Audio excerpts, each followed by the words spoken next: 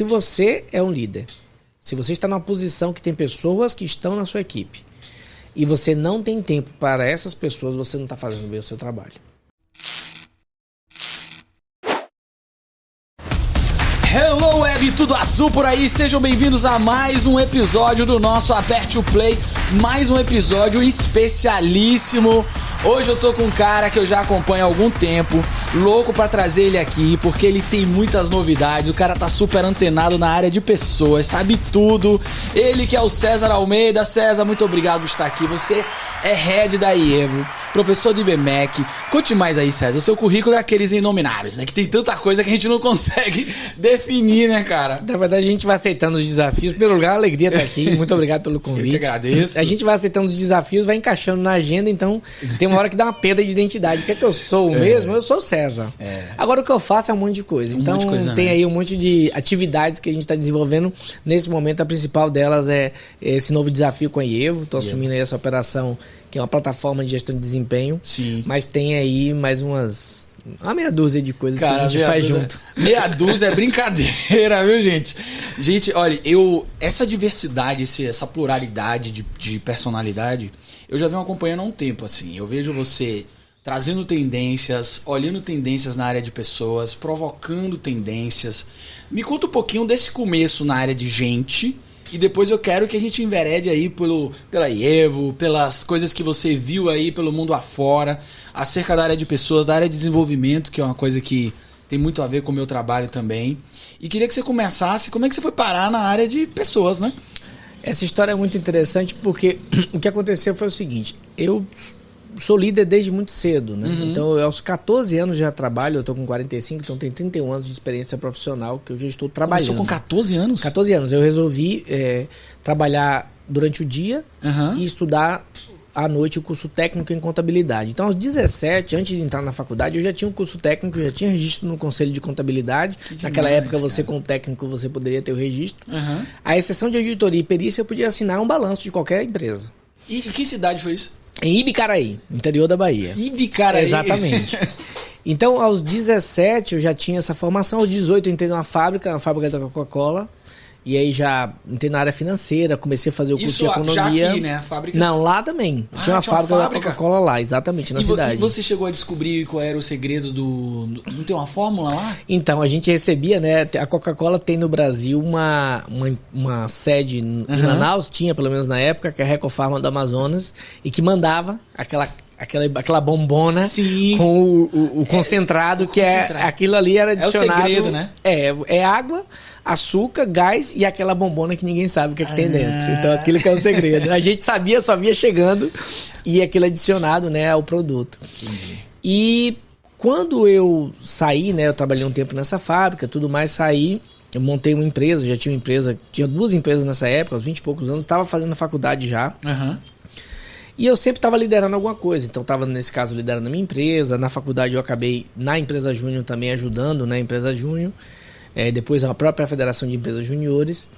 O que aconteceu foi que eu fiz um curso com 22 anos de idade, eu fiz um curso de liderança, eu achei um folder no aeroporto de Ilhéus, inclusive, eu vindo para Salvador. Eu fiz esse curso e quando eu fiz o curso eu descobri que eu não tinha tido uma referência de liderança como eu deveria ter tido até então, pelo menos que eu imaginava. E eu cresci muito nesse curso de liderança. Legal. E depois que eu fiz esse curso, eu falei, caramba, eu me beneficiei muito disso. Eu quero dividir isso também, eu quero ajudar outras pessoas. Como eu sempre fui uma pessoa que me comuniquei bem, então eu quis fazer isso paralelo com a minha vida executiva e gerindo coisas. Então sempre estive em funções de liderança de negócios, ao mesmo tempo concomitante eu estava fazendo alguma atividade de desenvolvimento de liderança, como hoje, por exemplo, que eu estou na IEVO, mas sou professor do curso de liderança do MBA do IBMEC, dou a mentoria e faço alguns projetos. Tem um grande projeto que eu faço de experiência do cliente, que eu lido com uma rede de varejo de uma grande montadora do Brasil. Então eu estou envolvido sempre no desenvolvimento de líderes, porque foi um assunto que mexeu comigo profundamente. E estudando esse assunto também. Que demais. Eu estudo liderança também há bastante tempo.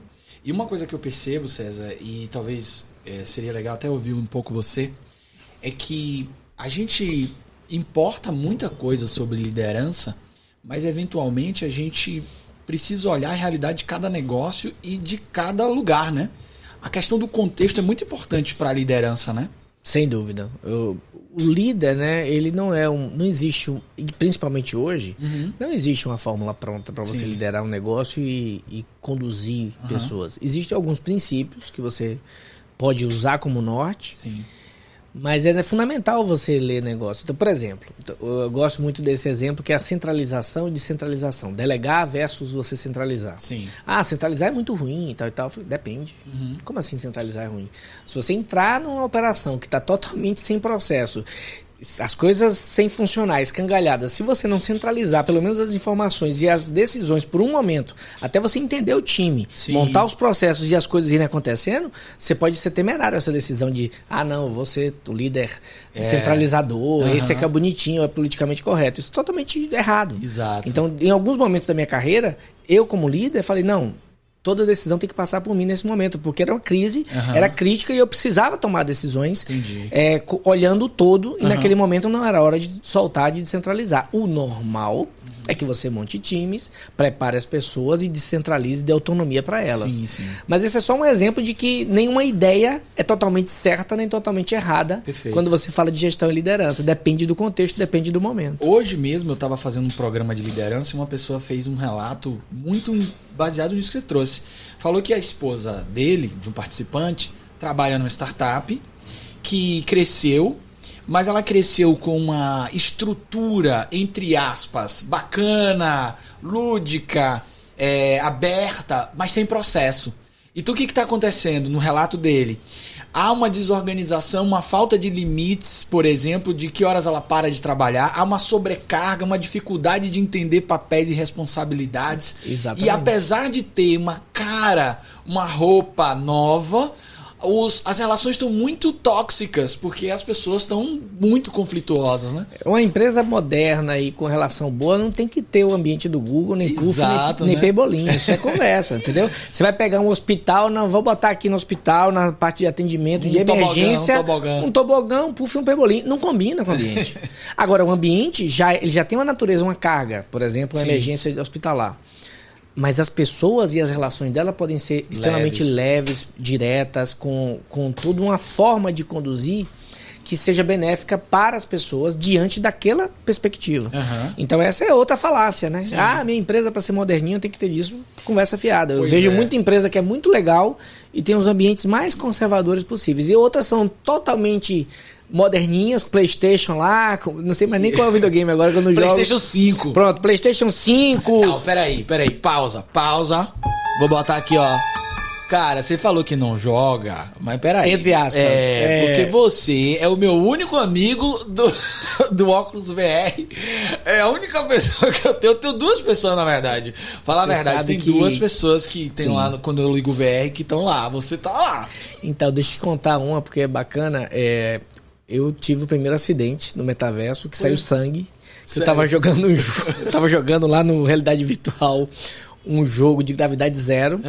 Esqueci o nome do jogo agora. E o jogo tem uma arena, você vai jogando, passando a bola para 5 outras pessoas, 5 contra 5, e tem que fazer um golzinho lá, só que gravidade zero. Eu sei que jogo é esse. E é muito legal esse jogo. E um belo dia eu me entusiasmei e você pode dar uns murros no seu adversário que paralisa ele ali por 5 segundos, né? A pessoa fica paralisada e você rouba a bola.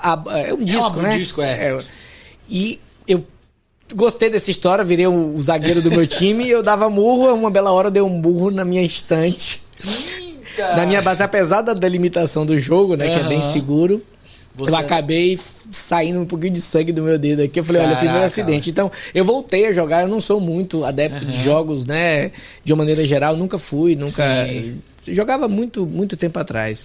Mas com o óculos VR eu voltei a jogar de fato, porque eu quero entender um pouco mais dessa realidade. Vamos chegar me ajudou muito a entender. Vamos chegar lá, mas o importante é que fique essa mensagem que você trouxe, né? Que se a gente tem apenas um ambiente que não é representado pelas relações, de nada importa, né? Não, e veja que os ambientes também híbridos, quer dizer, fisicamente você não vai poder ter o pebolim na casa de cada pessoa. Né? Então você vai ter que fazer outras estratégias, por exemplo, de descompressão. Sim. E vale refletir, por que eu estou precisando descomprimir? Que tipo de pressão que eu estou colocando tão absurda no meu time que a gente precisa criar áreas de descompressão? É óbvio que em projetos específicos em momentos específicos, por exemplo, eu estou agora. Estou no momento de assumir uma operação de uma empresa, criando um monte de vagas abertas, contratando um time, fazendo um onboard dessas pessoas. Então, é um momento de mais pressão. Sim. Mas não é sustentável ficar assim para sempre. Então, a gente tem que ter esse equilíbrio entre momentos de mais energia para a coisa acontecer, né? E momentos em que você mantém aí os processos rodando e a operação crescendo sem precisar de tanta esforço para isso. Você não acha que também um pouco dessa cultura de liderança tem uma origem na ideia de que a gestão pelo medo gerava resultados? Do tipo, olha, obedeça porque olha como o mercado está lá fora. Pois é. Trabalhe porque olhe como as coisas estão. Então, construiu-se uma ideia, já que o medo causa uma resposta rápida, né? O indivíduo se comporta logo em seguida, criou-se uma cultura de lideranças assim também, de certa forma? Sem dúvida, né? Engraçado como a gente analisa esse momento da história, como que o medo permeou tudo, né? A gente teve aí uma massiva informação da mídia que vinha com a carga de medo gigantesco, né? De contagem de mortos. A gente nunca viu isso na história da humanidade. Nada contra ter a informação, mas a forma exagerada é uma crítica que a gente precisa fazer. Isso gerou nas empresas uma certa instabilidade dentro dos ambientes corporativos. Sim. Então as pessoas de novo reagindo a medo. E o que é que o medo no corporativo gera? Você gera silos. Sim. Você gera... As pessoas lutam por espaço. Por espaço, né? Então, eu conheço cases empresariais que líderes fizeram empresas e tiveram sucesso com essa estratégia. Inclusive, manipulando mesmo líderes. Criando crises para poder... Para lutar por espaço. Então, essa estratégia, ela funciona. Ninguém pode dizer... É inegável, né? Funciona. Agora, a questão toda é qual é o custo humano e que nível de consciência ele está. Sim. Então, se você pensar que uma contratação, por exemplo, de trabalho, um contrato de trabalho, por exemplo, que não seguem um mínimo de respeito às pessoas que trabalham, se isso funciona no curto prazo, claro que funciona. A pessoa paga menos, ela ganha mais, dá resultado. A questão toda é o nível de consciência que isso está. Então, acho que a gente tem que discutir isso. Não se funciona ou não funciona. Sim. Isso funciona, mas eu tô disposto, então, a pagar esse preço, quer dizer, fazer isso com as pessoas, a levar um produto, né, com, por exemplo, teste em animais e fazer animais sofrerem na minha indústria farmacêutica ou de cosmético, incluir lá, sabe-se lá o que tem dentro daqueles produtos. Então, é esse o nível de consciência que a gente tem que pensar. Perfeito. E aí, do ponto de vista do líder, o que é que a gente tem, né? Eu acho que, fazendo uma análise histórica rápida, sem fazer muitas delongas aqui, sem ficar fazendo aqui uma aula de história. Mas pode fazer que eu gosto. Pode fazer. Mas analisa comigo, olha só, o líder no passado, não vamos muito longe, mas ele era um líder que ele tinha que saber tudo e ele tinha um discípulo. Então você tinha um mestre e um discípulo. Perfeito. Como é que você ensinava alguém? Essa pessoa ficava do seu lado e tinha aquelas parábolas, histórias do discípulo superando o mestre e por aí vai.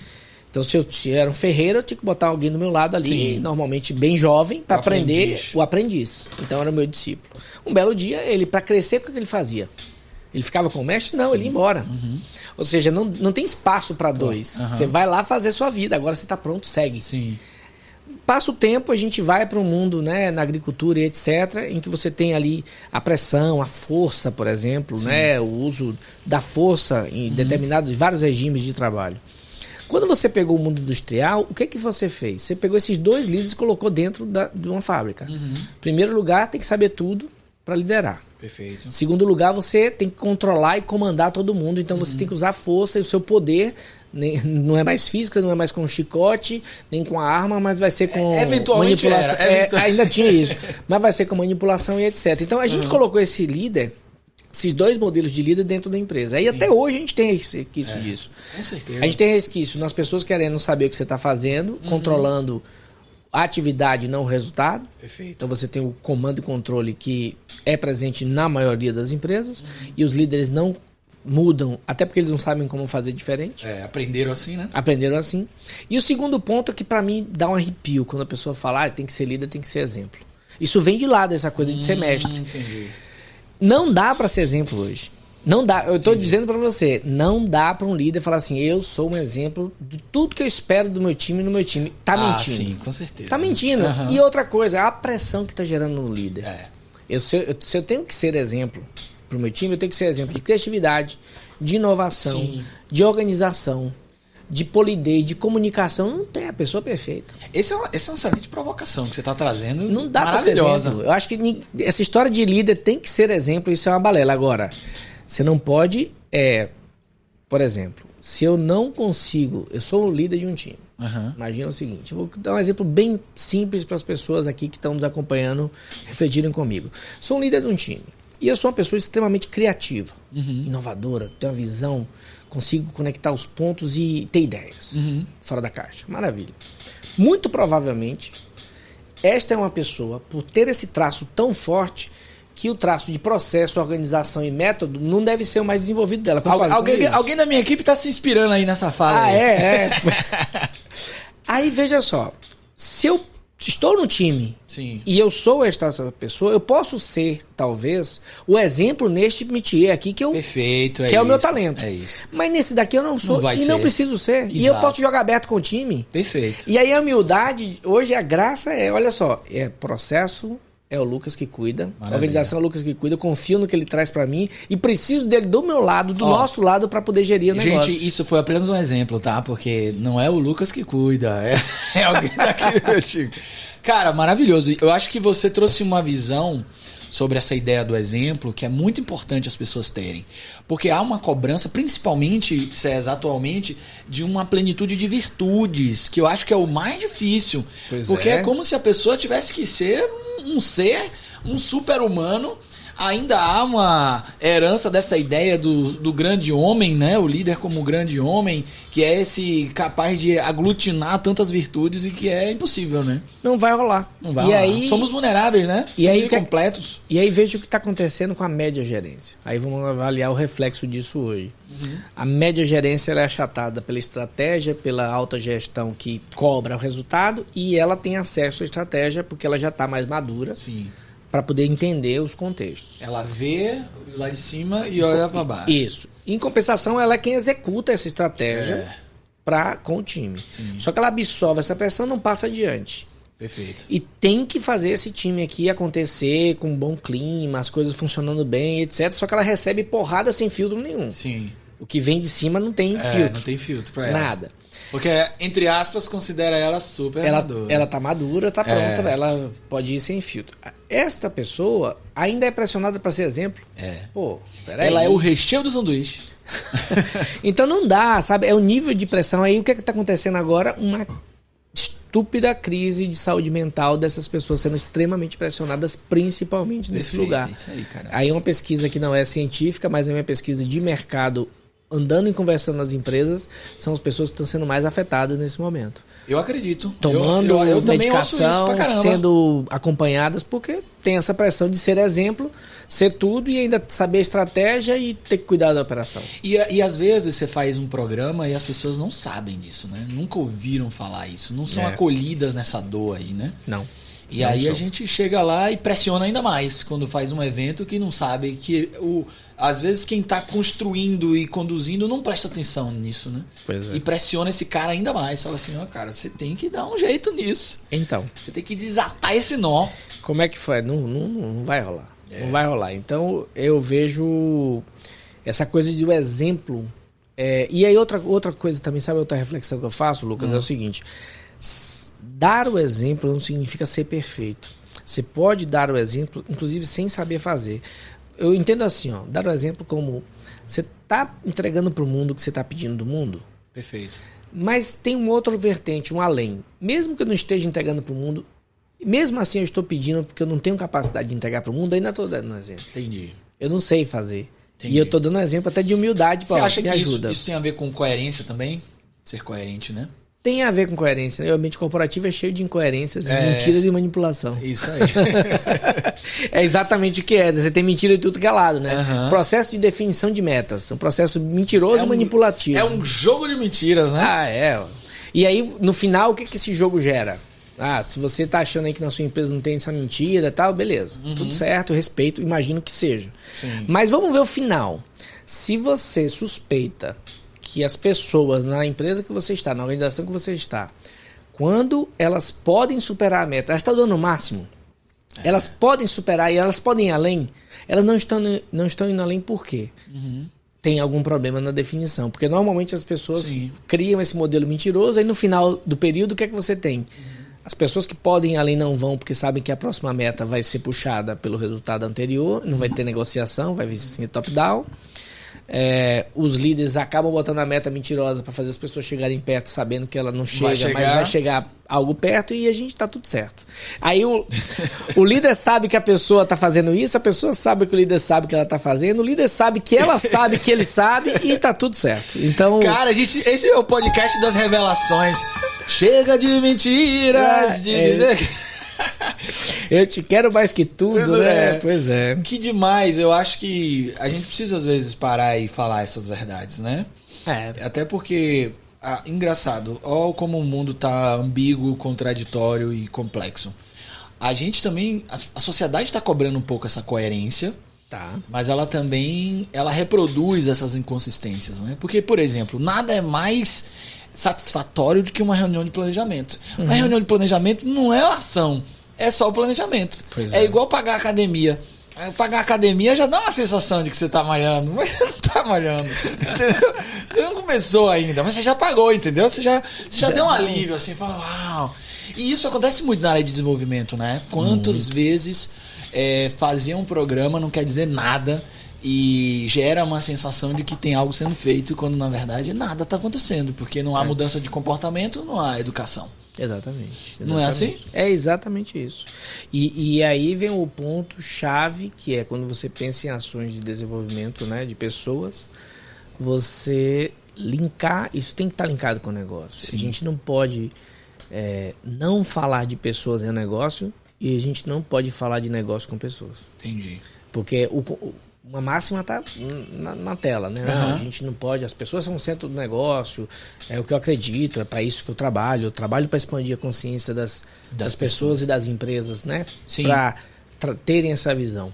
Por outro lado, como é que isso vai repercutir nas entregas que a gente precisa fazer e no que a gente precisa proporcionar de resultado para o mundo, né? Então, esse é um ponto super relevante. Sim. E alguns temas viram tabus nisso, né? Como, por exemplo, lucro. Sim, o lucro é um puta tabu, as pessoas têm dificuldade de falar desse tema abertamente, mostrar o lucro, etc., como se fosse uma coisa ruim. Proibitiva, né?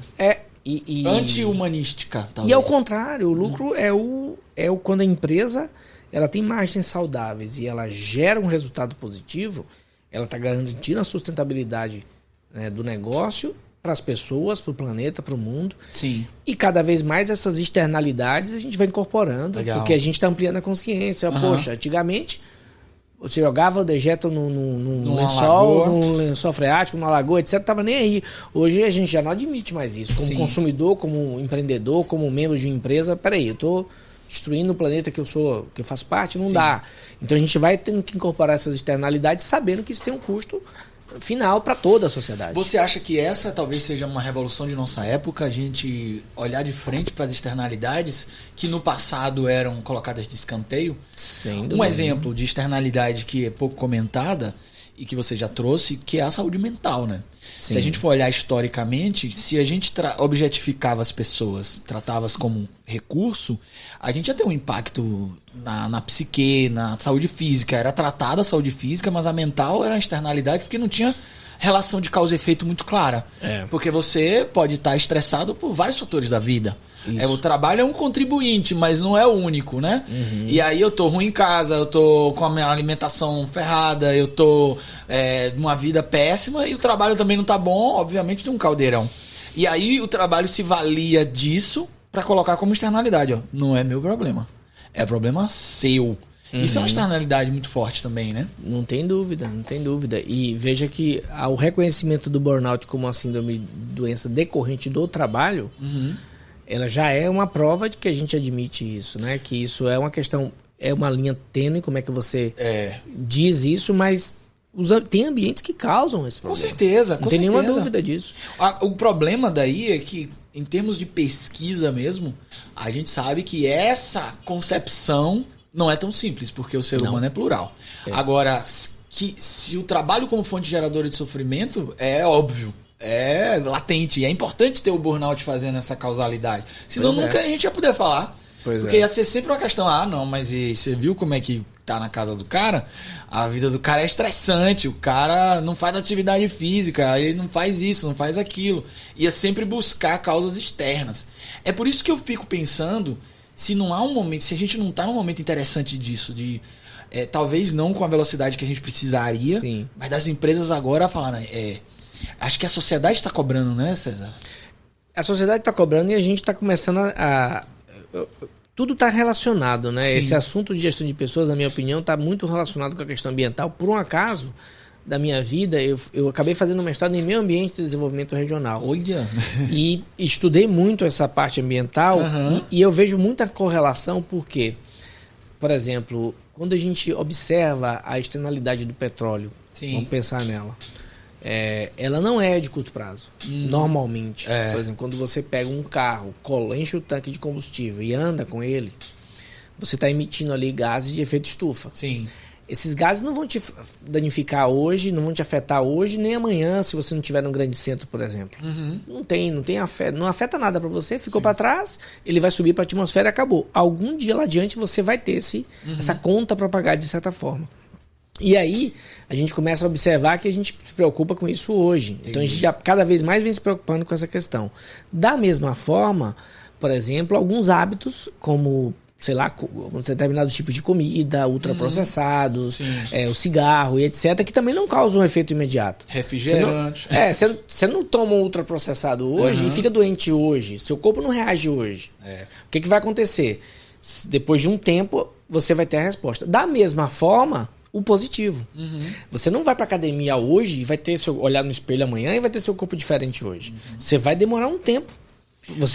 Se você mantiver a consistência e aquele hábito ali, o seu corpo vai ter uma mudança. O que é que isso mostra, né? A gente começando a entender esse ciclo de vida, aí vem do meio ambiente, por exemplo, que é o ciclo de vida do produto, aí você começa a entender essas externalidades mais claramente. Eu vejo que hoje a gente está mais consciente e as pesquisas mostram alguns ganhos, né? E algumas revelações. Você acha que a gente está atrasado ou está no tempo certo? Nessa consciência? Estamos atrasados ou está no tempo certo? Depende de quem está falando. Tá. Eu acho que não tem uma resposta certa, né? Tem grupos que estão super sofisticados nessa discussão. E tem pessoas que não. Então, eu não sei te dizer. Eu digo em termos de reparação de danos. Em termos sociais, não em termos de... Em termos de realmente de, olha, a gente agora está olhando externalidade. Você acha que a gente está atrasado de maneira geral? É muito difícil dizer, né? Porque são várias sub-áreas aí. Mas... eu acho que é uma resposta que eu não teria como te dizer. Na minha perspectiva, eu sou muito otimista. Então, eu acabo aceitando tudo que tá. Então, você acha que tá massa, vamos pra frente. É o que é e a gente tem que ir partir daí. Então eu não vejo como ruim o momento que a gente tá vendo. Na verdade, eu vejo maravilhoso. Assim, tem um monte de problema no mundo. A gente tá passando por uma pandemia, um negócio trágico, que tem horas que você, né? A gente comentava agora há pouco de uma pessoa que nós perdemos comum, e outras tantas que foram com a Covid. Mas quando a gente olha 50 anos atrás, 100 anos atrás, meu Deus, quanto que a gente evoluiu, já melhorou. Enquanto enquanto sociedade e tudo mais. O Yuval Harari lá, né, do Sapiens, eu tenho a visão totalmente oposta quando ele olha para o futuro. E eu normalmente me oponho aos historiadores. Né? Os historiadores, eles são bons de olhar o passado, o futuro... Não, mas você conhece o trabalho do Steven Pinker? Eu acho que eu tenho um livro dele aqui, ó, vou pegar aqui. O Steven Pinker, você conhece o trabalho dele? Não. Cara, vou pegar aqui, ó. Cara, é um livro um pouco antipático esse livro aí, mas... Olha só. Esse cara, ele fez um trabalho levantando dados de como, na verdade, nós estamos indo bem enquanto sociedade, comunidade. Ele dá dados. Perfeito. Dados de violência, dados de questão da fome. E aí ele vai fazendo cálculos matemáticos, é um psicólogo cognitivista, e ele tem um trabalho incrível. O outro livro dele chama O Novo Iluminismo. Que legal. Que ele é um cara, é um otimismo analítico. Eu sou dessa vertente também aqui, ó. A dica de leitura aí, ó. Gostei. Já vou absorver essa dica. Os Anjos Bons da Nossa Natureza. Os Anjos Bons da Nossa Natureza. Gostei. É um livro um pouco antipático pelo tamanho, mas é bem interessante pelos dados. Eu assisti uma palestra agora recente do fundador da Life is Good. Life is Good é uma marca de t-shirt americana, eles são varejistas e eles têm frases motivacionais. Você que era LG não é Life is Good também? De sistemas, não. Essa é Life is Good, é uma empresa americana, chama Life is Good. Entendi. E eles têm um bonequinho lá e tal, né, que personifica lá a marca, e eles fazem mensagens bem positivas na camisetas, etc. É um trabalho sensacional. E ele fez uma palestra, engraçado que ele entrou no evento de bermuda, de chinelo de dedo e de camiseta. Uma camiseta Life is Good. Aí você olha, né, e fala assim, nossa... e ele foi o último speaker desse evento. Você olha e fala, nossa, né, o que é que vem de lá? Deve ser uma coisa mais, né, motivacional, vai trazer algumas frases mais relaxadas. Que nada, ele fez a apresentação toda com gráficos. Aí ele mostrou gráfico de pobreza, de mortalidade infantil, de fome, tudo em queda, como a vida é boa. Então ele fala, a ideia é essa aí, esse cara aí. Ele fala justamente isso. Ele fala assim, olha, não tem uma vida tão boa quanto a nossa. Tem problema? Tem. Sim. Mas nós estamos muito melhor do que estávamos no passado. Então vamos olhar para essa metade do copo cheio para nos dar energia para consertar o que falta. Com certeza. E eu, nesse sentido, eu acho que a gente está no caminho. Algumas coisas eu queria que fosse mais rápido, né? Mas claro. Outras... Eu sou César. Inclusive, o meu livro é sobre isso. É o play da vida. Playfulness, a plenitude do play. É essa ideia de que a gente precisa se conectar a esse agora, ter esse olhar. Inclusive, quando eu assisti agora uma convenção com o Steven Pinker, e ele traz uma reflexão interessante. Os eventos a gente consegue ver, mas existem processos que a gente não percebe. Sim. Por exemplo, aconteceu um tsunami. É um evento. Os eventos normalmente são negativos. Os processos positivos eles são mais lentos. E se a gente for realmente fazer análise desses dados, a gente está vivendo melhor. Agora, ele faz um levantamento dos jornais dos últimos 100 anos. O que é que aconteceu com os jornais? Como notícia ruim chama mais atenção, foram amplificando as partes de notícias ruins, de modo que os jornais se tornaram mídias para notícias ruins. Ninguém fala uma coisa boa. Por quê? Porque não dá clique, não dá resposta. Infelizmente, a gente tem essa apreensão cognitiva mesmo de querer desacelerar o carro quando vê um acidente, de querer ver a notícia ruim e por aí vai. Então talvez seja uma forma de proteção que a gente está condicionado e tem que fazer, mas não sei, né? Eu não sei. Eu tenho uma dúvida grande se realmente não dá clique, né? Ou se a gente tem medo de fazer uma coisa inovadora e disruptiva, né? Que seria olhar para as coisas boas. Engraçado como que eu estava assistindo um programa de TV falando sobre um atentado que teve lá com a vice-presidente argentina e como que rende um assunto que já tinha dado notícia. E o negócio não parava nunca, assim. Nós vamos ver a arma que foi usada, o modelo, a bala, a diferença de uma bala 32 para uma bala 9mm. Falei, gente, a notícia já foi, já entendemos a notícia, vamos para a próxima. Quer dizer, então tem isso de você valorizar essa notícia e render, né? Render. Mas tem uma resposta cognitiva aí. E aí você observa o que aconteceu, por exemplo, com a guerra na Ucrânia, né? No começo era o único assunto. Aí chegou uma hora que as pessoas perderam totalmente interesse, a guerra continua. E o assunto a gente nem sabe mais. Tá tendo ainda a guerra na Ucrânia. Pensei que o que aconteceu? Mas porque justamente você já usufruiu daquele... Já massificou, daquele momento. É o chamado pegar no rabo do cometa. O cometa quando tá passando, se você pegar no rabo, todo mundo vai olhar pro cometa, você vai ser visto. Então a turma aproveita o que tá na crista da onda para poder surfar. Faz sentido. E essa coisa do negativo, né? É o que você falou, né? É fácil, né? Criticar, negativar, e aí, chegou atrasado, o trânsito, o tempo, e as pessoas começam a entrar nessa vibe, né? De falar mal. Sim. É engraçado como eu viajo bastante, né? E as pessoas às vezes me ligam, eu atendo, né? Hoje cada vez se liga menos, né? Manda mensagem. Ou então manda mensagem até no WhatsApp, Vou te ligar. Né? Não, manda assim. Não, sei que você deve estar corrido aí. Ou então me liga, não, tá correndo aí, eu preciso falar rapidinho. Eu falei, não tô correndo.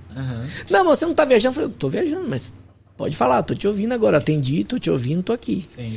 Então há sabe, um afã dessa coisa de, tá correndo, tá estressado. É meio tem um sex appeal. Claro, tem um sex appeal esse negócio, né? E eu queria estar na praia a maior parte do tempo, e quando eu tô... Engraçado, eu estava num evento em Brasília, e estava acontecendo um problema na empresa, e uma pessoa do meu time pediu uma reunião urgente ali para eles resolverem, time de desenvolvedores de tecnologia, às 20h15. Ele falou, a gente vai fazer uma reunião aqui, você pode entrar? Eu falei, não, tô numa festa. Era quarta-feira. Eu falei, não, tô numa festa. Aí deu aquele silêncio assim do outro lado, porque ela não esperava aquela resposta de mim, talvez porque eu tô pouco tempo, né, na organização, ela não tinha isso como uma coisa bem vista. Sim. Por outros líderes que ela já foi líder dela. Eu falei assim, olha, eu tô numa festa, eu tô aqui em um momento que não dá pra gente conversar agora e isso não é hora pra gente tratar esse assunto. Sim, mas não disse nada disso. Eles entenderam e a gente tratou no dia seguinte, ninguém morreu e ficou tudo bem. Eu vejo isso muito em voo. Em voo me dá uma angústia às vezes, porque as pessoas, eu não sei, acho que é uma fuga, precisam estar ocupadas, né? Precisam estar lá trabalhando e tem lá e tem que trabalhar e tal. Eu não sei se é porque eu tenho medo de avião, aí eu fico olhando pros outros no avião. Mas eu pego muito voo e às vezes de madrugada e vejo que tem gente trabalhando de madrugada no meio do avião. Falo, meu Deus, esse e-mail vai pra quem essa hora? Pra quem vai esse e-mail essa hora? Pois é. Então... Agora uma dúvida. Essa é uma questão. Existem vertentes, César, que falam abertamente sobre uma questão de design nos negócios. Sim. Qual é a questão de design? A gente tem aí a centralidade dos resultados como a natureza dos negócios e algumas frentes falam, olha, a gente precisa rever essa centralidade. Inclusive, a gente já vê movimentos de novos arranjos. Até eu vi uma matéria no New York Times falando sobre como alguns grandes investidores estão olhando mais não só para o quanto essas empresas geram de resultado para os stakeholders, mas também quanto essas empresas abrem mão de resultado para investimento na comunidade. Você percebe isso também como uma coisa da época? Sem dúvida. Percebo e os sinais são claríssimos, né, de empresas fazendo isso.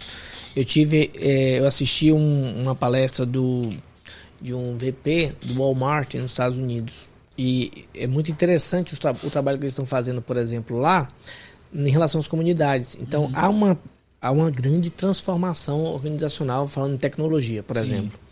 Então, as empresas estão criando um monte de vagas especializadas em tecnologia e algumas vagas estão sumindo de outras coisas que não fazem mais sentido. Uma das áreas é a logística. Então, a logística está sendo disruptada toda hora, né? As empresas, você observa que grandes empresas varejistas compram startup de logística como se compra pipoca na esquina. Eu vi um armazém desses 4.0 que é uma loucura. Não tem mais... os bichos andam sozinhos e se organizam. Exatamente. É demais, né? E aí, o que eles estão fazendo lá nos Estados Unidos? Eles estão tanto cuidando do público interno para essas pessoas não perderem o bonde das oportunidades que vão surgir, como também nas comunidades onde as lojas estão inseridas. Entendi. Então eles pensaram assim, poxa, por que a gente não ajuda também, já que a gente vai ajudar nosso público e com um pouquinho mais de recurso, a gente influencia também essas pessoas que estão aqui, que também estão no mercado de trabalho ou não estão, mas que estão perdendo a oportunidade de vagas que vão surgir e já surgiram. Sim. E aí, eu acho que é um ponto importante, né? As pessoas estarem olhando que nós não estamos separados, não estamos apartados do mundo. Sim, entendi. Eu sempre, por uma sorte, minha educação, não sei se meu pai sempre foi uma pessoa bem gregária, meus pais, na verdade, né? De participar da comunidade ativamente, etc. Eu, por essa formação e tudo mais, e meu estilo gregário, eu acabo sempre tendo essa visão de mundo. Que a gente não está apartado do todo. Né? A gente está inserido. Onde você está inserido em um contexto. E essa consciência está ampliando cada vez mais. A gente observa que essa geração mais nova, né, já veio com esse upgrade do sistema operacional, usando uma linguagem, uma analogia tecnológica. Já veio com a nova consciência de entender, se eu jogo um detrito aqui, isso volta para mim de algum jeito. Não necessariamente diretamente com aquela causa e efeito assim direta, mas de alguma outra forma ela vai voltar para mim como algum custo. E a gente tem que discutir esses assuntos. Eu me lembro que eu estava eu tenho uma casa, né, na Península de Maraú, na Ilha de Campinho. E eu fui convidado por um pessoal, inclusive que mora fora do Brasil, para participar de um programa chamado Lixo Zero na Península. A Península, como é muito sensível do ponto de vista ambiental, eles queriam mobilizar ali a comunidade, as empresas, etc., para esse programa. E eu estava numa reunião em um determinado estabelecimento, uma pousada, E a pessoa começou a falar, nossa, mas é um absurdo, porque a gente tem aqui uma grande cervejaria, né? Que gera um produto que é não retornável, de vidro, e a gente não tem a coleta disso aqui. Eu falei, espera um pouquinho. A cervejaria vai lá, fabrica um produto que é não retornável. Aí tem um distribuidor que compra da cervejaria, bota num caminhão, traz aqui. Aí você, terceiro elemento da cadeia, compra desse distribuidor o produto, coloca na sua geladeira. Aí vem uma pessoa de lancha aqui, porque era um estabelecimento que recebia bastante pessoas que vêm de lancha, alta renda, vem de lancha para aqui, ou de jet ski, consome esse produto. Então você tem 4 elementos pagando aqui, se beneficiando de uma estrutura. E agora você quer que o setor público vá recolher aqui? Não, aí você quer que os meus impostos paguem a conta de vocês 4? Paguem vocês. Vocês que vão encontrar um jeito de levar esse lixo para fora da península. Não tem a ver com a gente. Sim. Tem a ver com vocês que estão se beneficiando. A grande cervejaria, o distribuidor, a pessoa que consumiu, vendeu, que é você, e a pessoa que consumiu, que é o seu cliente. Essa externalidade não é social. Sim. É dessa cadeia que está aqui dentro. E aí, quando eu falei isso, houve assim uma surpresa choque da pessoa, né? Porque politicamente correto seria botar a culpa em alguém. No setor público, né? Na prefeitura, o estado, o que for. Então, esse momento, por exemplo, que eu tentei fazer foi mostrar que a gente está causando externalidade e não pode vir um terceiro resolver. Eu já vejo esse movimento acontecendo em muitos ambientes. Então, da mesma forma, vamos voltar para a gestão, para a liderança, o cuidado com o bem-estar das pessoas. Eu não sou responsável pela vida pessoal das pessoas que trabalham comigo. Mas elas passam boa parte do tempo delas comigo. Então eu tenho que entender como líder que eu tenho um nível de responsabilidade sim dessas pessoas. Mas você é uma pessoa que tem isso como característica de personalidade também, né? Você é uma pessoa implicada dentro da comunidade. Você inclusive se candidatou, você quis participar mais, né? Exatamente. Eu sempre fiz parte, né? Eu acho que isso foi lá na 5ª série, hoje é o 6º ano. Que eu fui do Grêmio da minha tá escola e depois sempre fiz parte de vários movimentos. Você sempre liderou, né? Você sempre liderou, né? Porque me incomoda não ver a coisa acontecendo, então eu vou lá, mexo e as pessoas falam, então faz, eu faço. Então, quando falam assim, então eu não sou de criticar, eu sou de questionar e de me incomodar com as coisas não estarem funcionando. Então, assim foi na empresa Júnior, na faculdade, depois a gente fundou a Unijúnior em 99, fui o primeiro presidente eleito da Unijúnior em 2000. Isso tem 22 anos atrás e nunca deixei de fazer parte. Então, eu enxergo sempre disso. Tanto que quando eu assumi a presidência da BRH estadual, eu disse o seguinte, eu vou falar com os principais líderes de RH que eu conheço. E aí fui conversar com alguns executivos. Eu falei, eu sei que você não tem tempo, não tem agenda, mas você está satisfeito com a forma, que a instituição, você tem alguma crítica? Tenho várias. Eu falei, bacana, então você tem que me ajudar. Você foi ouvir, né? Você tem que mas fui ouvir, mas falei também, agora me ajuda. Não dá para ficar da plateia só... Vem pra arena, vamos pra arena juntos. Eu acho que a gente tem que ir juntos. Faz um pouquinho. Um monte de pouquinho vira uma coisa relevante. Sim. E em 2018 foi essa a ideia, né? Eu nunca fiz parte, né, de partido político nenhum, nunca tive familiar na política. E eu achei que em 2018 a gente tinha que estar presente no movimento. Eu senti o chamado. Você tem essa coisa, né? E um momento de vida meu permitia. Eu estava um momento tranquilo, eu queria um desafio profissional, mas eu não estava comprometido com nenhum projeto grande. E aí eu resolvi, né, fazer parte desse processo para justamente discutir essas ideias. E foi muito rico, eu aprendi bastante. E agradeço muito por esse momento. Resolvi não seguir, nunca foi um plano seguir com essa carreira na vida pública. E faz parte. Hoje estou feliz com essa experiência que eu tive. Eu acho que você tem que cuidar muito da Península de Maraú, porque eu sou mergulhador amador e aquilo ali é uma das belezas naturais mais incríveis que a gente tem. O que me deixa de cabelo em pé é o povo pisando naqueles corais. Pois é. Cara, aquilo ali me mata. Eu já fiz ali uma das coisas mais legais que eu já fiz de mergulho, foi o mergulho noturno. Tem lá o mergulho noturno, exatamente. Demais, cara. E tem soluções, né? Você vê que Noronha, por exemplo, algumas praias, você sequer pode entrar sem colete para mergulhar. Com protetor também não pode. Não pode. Então, o colete, por exemplo, justamente para evitar que você tenha que pisar se você precisar descansar e tudo mais. Então, o colete vai te permitir ali flutuar. E eu acho que essas regras elas poderiam ser implementadas facilmente ali na praia de Itaipu de Fora, por exemplo. Itaipu de Fora é demais. Que precisaria desse suporte. Eu fui há alguns anos, eu quero ir daqui a uns anos de novo para ver como é que tá essa curva de... Porque eu acredito que deve estar depredando, né? É uma pena. Eu vejo, teve um movimento lá, a turma estava fazendo esse trabalho meio que voluntário, de monitoramento, ficava com caiaque, pedia para não subir.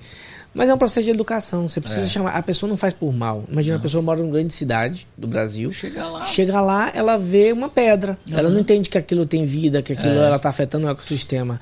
É um processo que nós temos que educar. Então, antes de condenar essa pessoa que está fazendo isso, temos que chamar ela e acolher. Vem cá. Você sabe que isso aqui tem impacto se você pisar? Ah, que nada. Eu pisar não tem impacto nenhum. Não. Se você pisar, talvez não. Mas se 1.000 pessoas pisarem... Pisando. Imagina que 1.000 pessoas pisando nesse mesmo lugar. O que vai acontecer? Bota um óculos de mergulho, faz a pessoa ver aquilo ali. E vale muito mais, né? Pois é. Muito mais. Esse é o processo de consciência que o líder tem que fazer. Sim. Então, por que um líder hoje, trazendo para nossa pauta aqui, tem que saber o sonho da pessoa da sua equipe? Ah, mas eu não sou responsável pelos sonhos da pessoa da minha equipe. Não sou responsável. Mas se eu puder, de alguma forma, conectar o que ela anseia profundamente com o que ela está fazendo hoje, isso vai fazer muito mais sentido para o trabalho dela. Ela vai ficar muito mais feliz fazendo o trabalho, ela vai entregar muito mais resultado e o beneficiado final da história é o líder. Então, como é que você não faz algo que só te beneficia? Pois é, né? Espalhar, né, um pouquinho de carinho, cuidado e né, proteção ao outro só traz benefício pra gente. No caso do líder, a relação de causa e efeito é direta. Direta e imediata, tá? E talvez seja essa dificuldade de perceber essa relação direta. E é direta e imediata. As pessoas vão entregar mais resultado, inevitavelmente. Qual que é o grande problema? Voltando ao que a gente falou lá atrás da média gerência. Ela achatada pela estratégia, com um backlog gigante de coisas para fazer, essa média gerência tem que entender que dentro desse backlog, uma parte dele é cuidar de pessoas. Não tem tempo, né?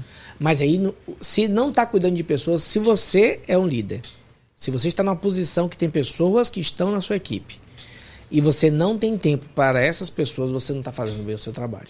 Exato. Ponto final. Então você tem alguma coisa errada aqui. Ou você precisa redimensionar suas atividades, delegar um pouco mais, ou você precisa se organizar melhor, ser mais produtivo. Alguma coisa você vai precisar fazer. Mas se você não entender que encontrar periodicamente com as pessoas do seu time para uma conversa individual sobre performance, desempenho e o desenvolvimento dela, tem coisa errada na sua agenda. Hoje me fizeram uma pergunta, um treinamento que eu queria fazer para você. Com todo esse olhar, a gente enfrenta muitas resistências. Então, assim, é muito comum, por exemplo, a gente ainda lidar... A gente viu um caso agora na Bahia muito triste, né? De 2 empresários, se podemos chamar de empresários, que torturaram pessoas que supostamente tinham cometido algum furto e torturaram funcionários, né? Como é que você se mantém motivado e resiliente quando muitas vezes o que você traz enquanto mensagem enfrenta obstáculos muito duros e difíceis, né? Como é que você se mantém ativo? E eu sei que já imagino um pouco do caminho da sua resposta, mas como é que você, César, que tem esse olhar positivo da vida, positivo do mundo, positivo da liderança, que faz esse convite, como é que você resgata em você resiliência para às vezes se deparar com cenários em que fica evidente que o empreendedor não quer investir, ou que ele quer investir apenas para um contagiro ali, mas não quer. Então, como é que você se municia disso aí? Essa é uma questão muito peculiar para mim, porque eu vou resgatar o meu propósito, né, que é ser um agente de despertar da consciência das pessoas, da ampliação da consciência das pessoas. Ser um agente de despertar da ampliação da consciência das pessoas e dos negócios. E essa frase era maior, eu cortei, terminou aí, para ficar mais curto, eu achei que ficou mais interessante, só que voltava o final dela. E o final dela é vírgula, respeitando o momento de cada um. Então, se a gente não compreender isso, nós nos tornaremos inevitavelmente radicais. Seja na ideia qual for. Na melhor ideia do mundo, você vai ser um radical. Entendi. Então, quando você fala que você quer desenvolver líderes, mas você só quer desenvolver os líderes sua forma, que já são, têm maturidade, delegam, são pessoas, né, articuladas, se comunicam bem, não vai rolar. Você tem que pegar um líder que está ali, em um nível de consciência totalmente diferente, e torná-lo um pouquinho melhor dentro daquele nível de consciência. Então, eu não enxergo, eu não acredito em resposta única para nenhuma pergunta. Eu não acredito, isso é uma crença que eu tenho muito forte. Não tem uma resposta só. Sim. A gente achar que... É maniqueísmo, né? Você querer dar uma vou dar um exemplo para você que eu adoro trazer exemplos que eu acho que dá luz porque a gente está falando. Sim. Os exemplos trazem vida porque você está falando. Eu estava chegando em João Pessoa e, tornando uma longa história curta, eu chamei um Uber e tinha um caminho traçado no aeroporto de João Pessoa e eu segui o caminho, vai por aqui que você vai chegar no seu Uber. Então eu meio que segui mesmo ali aquela seta no chão, ali aquela linha preta. E no final desse caminho os taxistas ficavam abordando as pessoas. E Sim. O taxista me abordou, eu falei, não, já pedi o Uber. Abordou o outro e abordou uma pessoa que estava do meu lado. E ela falou, vou pedir o Uber. Ela falou assim, quanto é que tá dando aí? O taxista começou a negociar. Resumindo a história, o Uber dava tipo 30, o taxista pediu 50 na corrida, eles fecharam por 40 e ele foi. E a pessoa falou, eu só dou 40. O taxista eu aceito. Os dois que estavam assistindo, eu assisti, os dois, eu tava ligadíssimo ali, né? Tirei meu fone, saí do avião, tirei meu fone e fiquei vendo. Um que tava assistindo começou a esbravejar pro colega. Absurdo, como é que pode? Agora o cliente vai dizer quanto a gente vai pagar na corrida? E ele ficou esbravejando com aquilo. Tem duas formas de você olhar para essa pessoa. Uma, nossa, atrasado, os aplicativos estão aí, é o cliente que manda mesmo. Sim. É a concorrência, é o aplicativo. A outra forma é você olhar para essa pessoa, pegar pela mão dela e falar assim, coitado, deixa eu ter compaixão, porque ele não entendeu que o mundo mudou. E o mundo já mudou. Sim. E ele não está entendendo que sim, o cliente cada vez tem voz, cada vez mais ele dá a opção, e agora tem um aplicativo que você bota a proposta, né? Tanto o passageiro Sim. quanto Sim. o motorista. O mercado é tão livre que você dá uma proposta, você aceita ou não a corrida. Ou seja, em relação à liderança é a mesma coisa. Legal. Você vai olhar para líderes que estão ainda com a cabeça do século passado, eu trabalho com empresas, por exemplo, no ramo de siderurgia, mineração. Sim. Nesse setor, no passado, há pouco tempo atrás, algumas décadas atrás, você tinha até estrela no capacete, tipo do exército. Tinha uma cor diferente, né? Estrela mesmo, patente, sabe? O cara tinha patente no uniforme e no capacete. Aí você quer chegar... Você quer chegar para essa pessoa que foi forjada literalmente neste ambiente e dizer para ela agora você... Não tem mais... A comunicação mudou. Sim. A comunicação que era antigamente você pro seu time, agora o seu time fica sabendo no WhatsApp do time do outro turno ou do ADM e você tem que ser o curador da comunicação e ser um ponto de referência pro time. Ele fala, mas como assim? Tem uma galera sofrendo, né, com essa questão geracional de um jeito, e é um sofrimento absurdo, né? E a gente vai ter 4 gerações distribuídas em pouquíssimo tempo. Quase por igual no mercado de trabalho. Sim. E isso vai tá gerando já muitos impactos. Então, o que é que eu te digo sobre a sua pergunta, né? A gente precisa olhar para as pessoas, entender no contexto que elas estão, o momento que elas estão, com esse olhar de compaixão.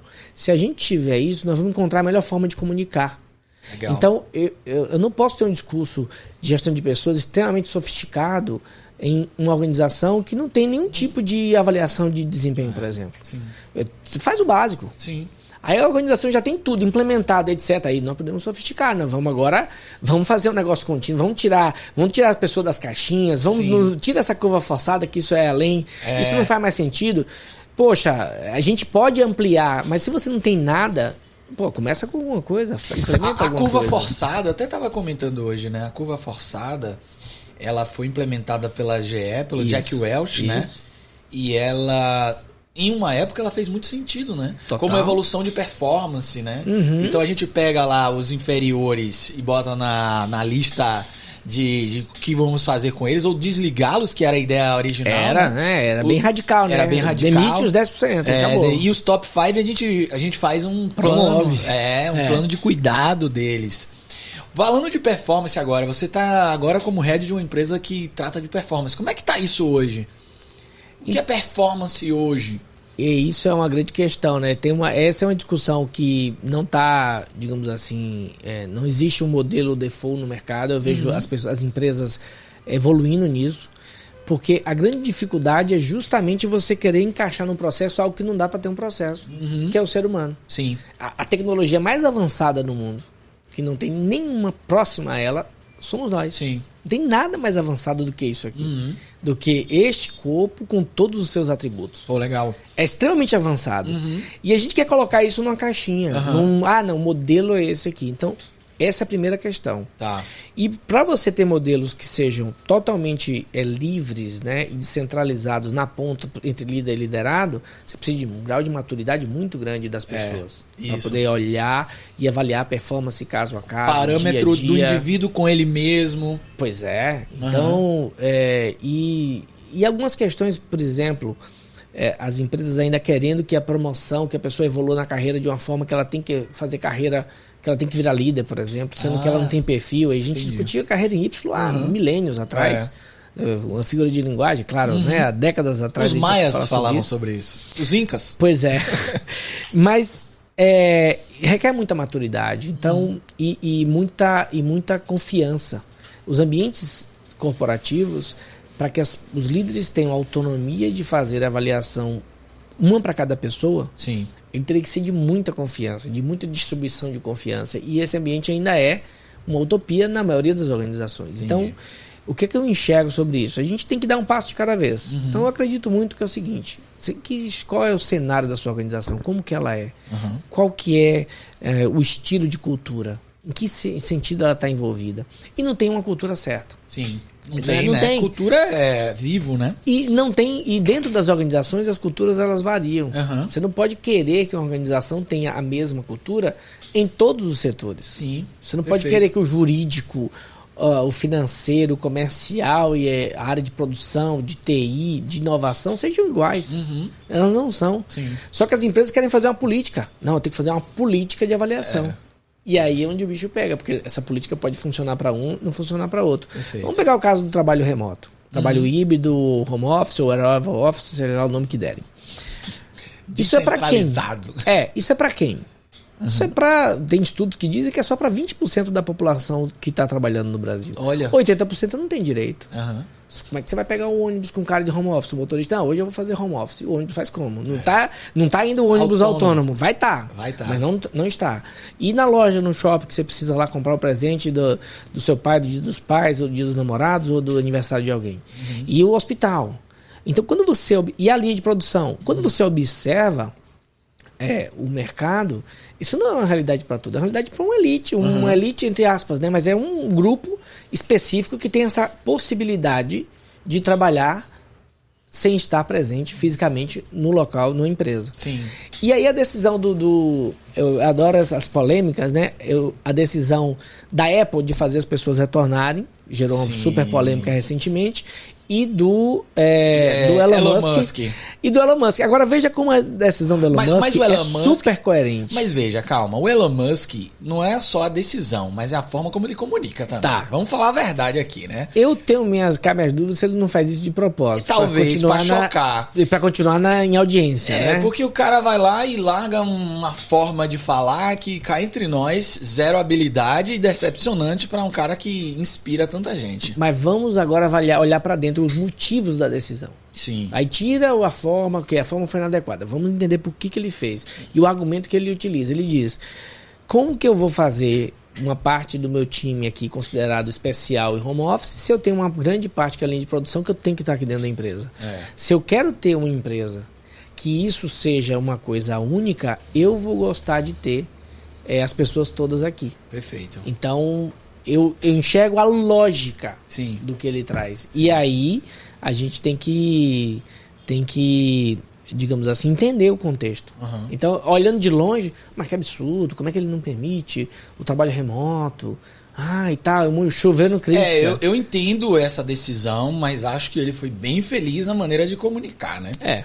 O cara disse que não é trabalho e que a galera tá... Aí eu já acho que ele faz isso por marketing, pra sempre ser notícia, né? Eu acho que a Tesla gasta muito menos dinheiro em marketing do que deveria, porque ele consegue causar essas coisas e tá sempre na notícia. Pode ser. Ele é sempre veja que alguns empreendedores de política... Né? Pois é, e ele é um cara genial, de fato, né? Então eu tenho cá minhas dúvidas se é só o estilo ou se tem um quê de marketing aí nisso. Mas você tem uma visão assim que eu acho bem importante, que você traz muita coisa real, assim, sabe? De uma coisa concreta, palpável, dessas contradições e desses temas, que são temas difíceis, né? Performance, por exemplo, deve ser, sob o ponto de vista gerencial, talvez um novo pesadelo gerencial, já que a gente está nesse nível de individualização das relações, né? Líder liderado, diferenças culturais. Então, aqueles modelos do passado que tinham lá uma avaliação cultural versus uma avaliação de meta, mas o que é esse cultural quando a gente tem subcultura, quando a gente tem equipes se desenvolvendo de uma forma? É um desafio brutal, imagino. Por isso que eu aceitei muito esse projeto de estar na IEVO, porque a nossa ideia, né, como é que a gente traz através da tecnologia uma plataforma que ajude os líderes a ter uma conversa com a pessoa da sua equipe, estabelecer quais são os entregáveis. Ah, isso é legal. Então, agora eu tô entendendo. Das metas, né? Vamos combinar esse entregável? Tá tudo combinado. Ok, mas você tá pronto para esse entregável? Tá, eu acho que talvez tenha alguns pontos aqui. Vamos fazer uma avaliação sobre você. Ah, entendi. Vamos montar um plano para desenvolver você, em que eu seria o seu sponsor, né? Se eu não souber fazer como o seu mentor, coach direto, líder direto, eu vou subsidiar você através do meu setor do RH corporativo. E aí você cria uma rede de sponsors, né? E eu vou ajudar você a desenvolver as competências que você precisa, técnicas e comportamentais para esse entregável.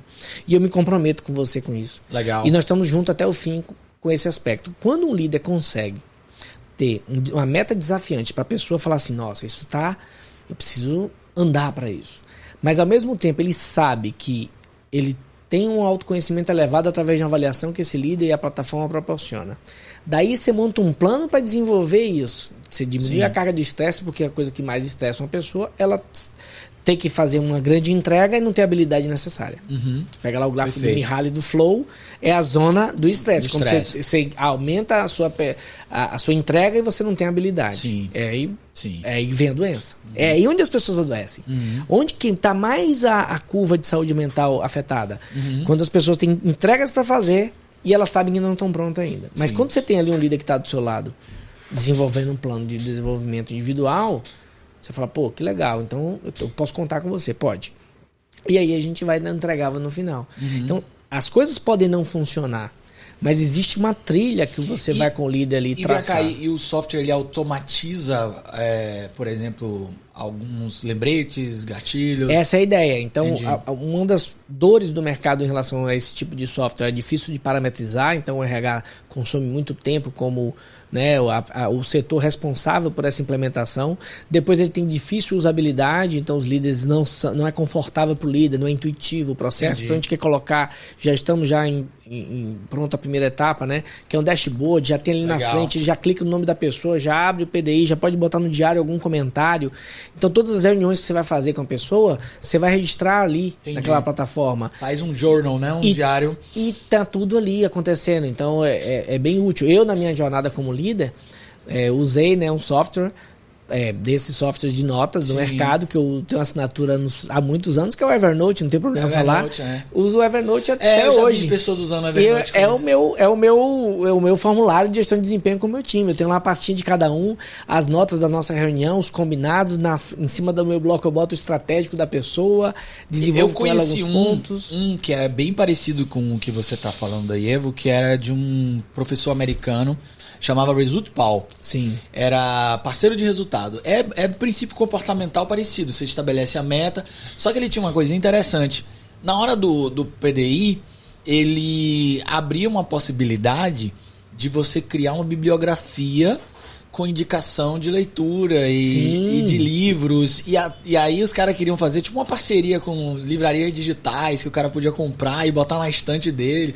Achei interessante isso. Que legal. Tem uma plataforma, eu tive recentemente, né, nesse evento lá nos Estados Unidos, e eu vi uma plataforma, achei maravilhosa, que eles de desenvolvimento, e eles criaram uma forma de você adicionar qualquer conteúdo da internet numa trilha. Ó, que demais. Então, qual que é o grande desafio hoje em relação a conteúdo? Qual que é o grande desafio em relação ao conteúdo? Organização, né? Só a curadoria.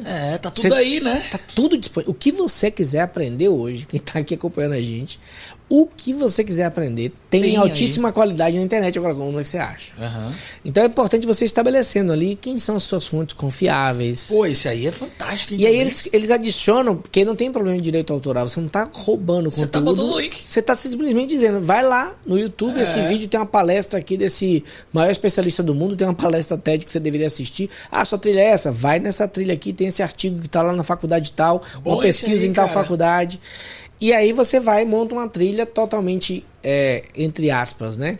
Com conteúdo gratuito, entre aspas, porque tá lá por algum motivo, alguém bancou essa conta, mas ao mesmo tempo esse conteúdo está disponível de acesso, né? Livre. E aí você pode estar lá a curadoria. Então os líderes podem fazer isso. Demais. Eu tô montando uma plataforma agora que chama PeopleFlix. E a ideia da PeopleFlix são cursos de microlearning focados em como. Ótimo. Como aplicar escala de maturidade, como fazer tal coisa, como fazer tal... Sim, os cursos são todos assim, como. Quero fazer um como, tá ali. Sensacional, sensacional. E aí você vai poder, dentro da plataforma, ter esse desenvolvimento. O grande X, a plataforma é um meio, não é o fim. O que é que a gente quer fazer com isso? Não é a plataforma, não é usar a plataforma, é uma mudança de cultura. É colocar o desenvolvimento da pessoa em termos claros para onde ela tem que ir dentro da organização. E colocar para o líder que este papel é inerente da função dele. Isso não é do RH. Legal. Não é do RH.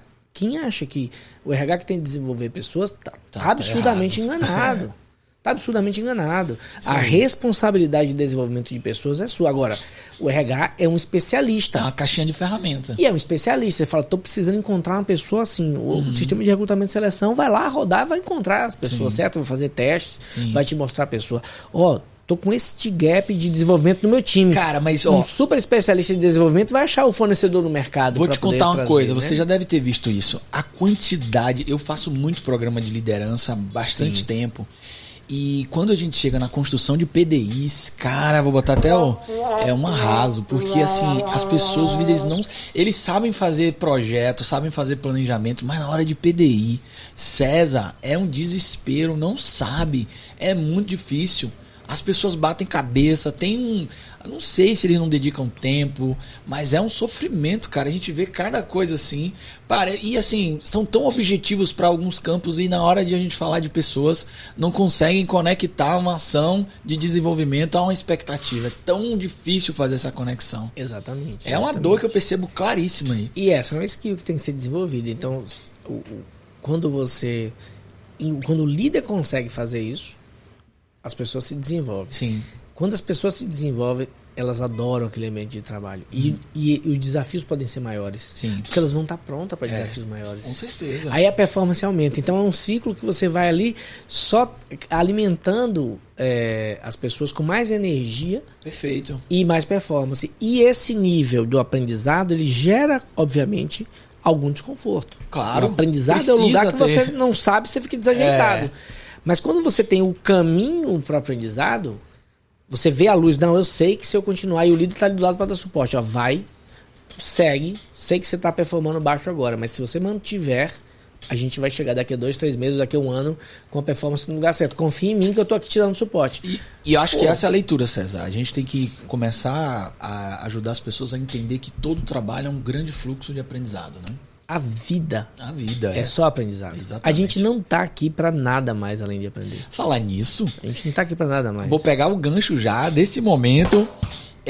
Me fala um pouquinho do que você viu aí de tendências da área de treinamento, desenvolvimento. Eu sei que você teve agora num fórum bem interessante aí. Você é o meu único amigo dentro do metaverso, no óculos VR, porque, por sinal, gente, se você que tá ouvindo a gente aí tem um óculos VR, me adicione lá. Me adiciona também. Eu preciso de fazer amizades lá no negócio. A conta do Facebook é a mesma conta que a gente monta no Quest, então pode achar lá César, eu acho que no meu é César M de Menezes, que é o meu nome do meio, Almeida. César com Z, adiciona lá. Eu vejo você lá. E aí eu fico vendo, César não entrou hoje, ó. César tá displicente. Não tá entrando. Mas me conta aí, cara. O que você viu, assim? O que você tem de coisa... Esse foi o ATD Conference, né? Que é um evento que acontece anualmente sobre desenvolvimento de talentos, treinamento e desenvolvimento de talentos. Algumas coisas eu achei bastante interessantes lá. Sim. A primeira delas que eu acho que os Estados Unidos de uma forma geral, e esse evento é um evento... Tem presença global, pessoas do mundo inteiro, mas majoritariamente você tem lá as apresentações do mercado americano. Eu vi você numa foto com o Charles Duhigg. Sim, do Poder do Hábito. O Poder do Hábito. E ele fez também, foi ele que fez a pesquisa do programa Aristóteles do Google. Do Google, exatamente. Ele que fez, o Charles Duhigg. Então, eu tive com o Charles lá e conversei com ele, foi bacana a conversa. Volto já pra essa conversa com ele, que foi uma das coisas legais que eu encontrei lá. Queria conhecer esse cara, velho. Foi muito legal. Você me apresenta ele depois? Vou te apresentar. Estamos a 2 pessoas dele agora. Foi interessante a conversa com ele, porque eu assisti a palestra dele, e aí aconteceu esse fenômeno geral nesse evento que eu fui. Obviamente que eu fui na expectativa, poxa, vamos ver as novidades desse ano, etc. E eu não vi tanta novidade assim como eu gostaria, então até não tive uma surpresa de expectativa. Mas com ele foi engraçado que eu cheguei no final, e no livro dele tem uma pesquisa da Duke University. Essa pesquisa diz o seguinte, que 40% dos hábitos, das ações que as pessoas em média fazem por dia não são ações deliberadas, são hábitos. Eu conheço. Tá dessa pesquisa no livro e, dentre outras coisas, eu comecei a conversar com ele e perguntei sobre essa pesquisa, atualização. Ele até surpreendeu. Eu falei, nossa, você leu meu livro? Eu li, claro que eu li. Ele sabe que ele é best-seller no Brasil? Pois é, né? Eu falei assim, eu li, estudei e uso algumas referências que você traz. Ele falou, muito bacana. Ele falou, não mudou. O número é esse, o número continua sendo... A Duke University continua fazendo atualização e o número é esse.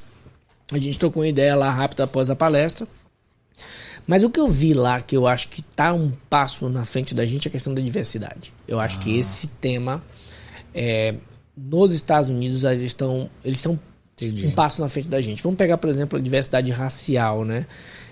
O negro americano é muito mais empoderado do que o negro no Brasil, sem sombra de dúvida. Eu tive a oportunidade de conversar com o Paulo Rogério. Sim. Na volta, eu falei, Paulo, eu queria conversar com você. Queria muito ele aqui no podcast, sabia, Poxa, cara? no máximo, pra você trazer. Tem que trazer o Paulo Rogério aqui. E eu fui conversar com o Paulo, encontrei com o Paulo logo no evento, assim que eu cheguei. Eu falei, Paulo, eu percebi isso aqui, aí a gente trocou muita ideia, ele concorda com a minha visão, que realmente é diferente lá, e é um processo, né? É um processo que está mais à frente. Outras questões, por exemplo, como a questão da obesidade, né? A questão da saúde. Então, alguns aspectos ligados à diversidade, eu enxerguei que estão um passo à frente da gente. A gente precisa caminhar mais rápido em relação a isso. Já outros temas, não necessariamente. Eu acho que a gente está navegando em, digamos assim, até no Brasil tem alguns aspectos bacanas em relação a isso. Do ponto de vista da liderança, o que eu enxerguei claramente é essa questão da geração, né, da força de trabalho, a diversidade geracional da força de trabalho e o impacto que isso vai ter para os líderes, né? Na verdade, os Estados Unidos, César, e aí eu não sei se eles falaram isso lá, vem encabeçando muitos movimentos de ruptura geracional e ruptura com velhas formas de trabalhar, né? Pois é. Aquele Quitting My Job começou lá, tem um monte de coisa rolando aí de uma geração que está questionando os velhos modelos. Exatamente. E apareceu isso lá no... Apareceu e é engraçado, né, como que eu faço essa provocação para as pessoas, né? Adoram chamar essa geração mais jovem de geração Nutella, que não aguenta, que é mimimi. Só que o que está acontecendo é o seguinte, essa geração está dizendo, eu não estou disposto a esse desafio. Esse é meu ponto. Estou disposto a esse desafio. Eu falo assim, peraí, o mundo está mais rico, de uma maneira geral, as pessoas estão com mais acesso à informação, dá para você se virar e ganhar uns trocados fazendo um monte de coisa se você tem qualificação, e a turma vem qualificada para submeter o modelo de liderança antigo. Outra crítica que fazem, né? O líder quer ser líder muito rápido. Não, ele não quer ser líder rápido. Ele não tá aguentando aqueles líderes que ele tem. Ele fala assim, eu tenho que ser líder rápido para me livrar disso, então eu vou ser líder rápido. Deixa que eu tomo conta. Agora, não tem maturidade, não tem resiliência, não viveu tantas crises quanto a gente. Sim. Então, precisa de uma curva de aprendizagem. Não é só... claro, os modelos que eu questiono. Como toda geração tem problemas. Mas é normal esse questionamento. Então, esse é um aspecto que eu vejo claramente como um ponto importante. E aí, voltando para a tecnologia, né? E área de desenvolvimento humano, de pessoas, eu tenho uma convicção. Sim. E aí foi da minha experiência. Revelações agora. Convicção.